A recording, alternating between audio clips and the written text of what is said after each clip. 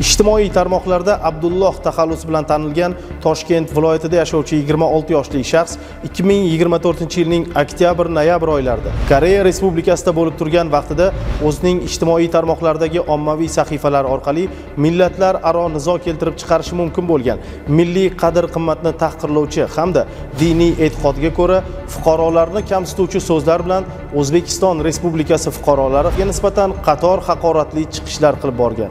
Mana shu ijtimoiy tarmoqda kim o'zbek bo'lsa u davlatni men tan olmayman. Bu davlatni men tushunmayman bu millatni. Qanaqa millat bu? Dalada. Ketmonchoq dalada. Uning chiqishlari ijtimoiy tarmoqlar orqali tarqalgach, jamoatchilikning keskin noroziligi, e'tirozlari hamda ko'plab muhokamalarga sabab bo'ldi. Bu gaplar uchun javob berasan hali. O'zbekiston seni yuvib katta qildi. Nima deyapsan sen? Chiqib olib ber. Senlar deyapsan, sen o'zbeklar deyapsan. Butun millatimiz. Sen vatanning nonini tuzini yeding va tupuryapsan ana shu tuzliqqa. Sani qilgan ishingga o'zi sen bilan gaplashishga o'zi aslida noloyimsan. Qonun oldida javob beradi, keyin kechiramiz. Bundag'iga bu yigitni men gaplariga ishonmayman.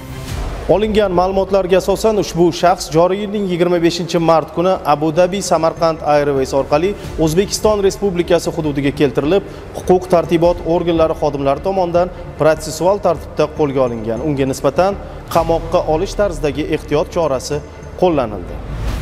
Men Yugay Valeriy ijtimoiy tarmoqda xalqimizni haqorat qilganman.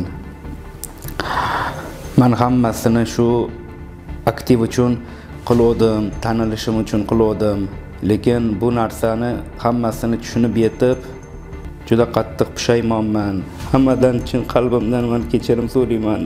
Juda qattiq pushaymonman. Iltimos qolaman, meni kechiringlar, iltimos xalq. To'g'ri, mana ijtimoiy tarmoqda qilmagan ishlarim qolmagan. Aktiv uchun men davlatimizni, xalqimizni, millatimizni haqorat qilganligim uchun juda qattiq pushaymonman.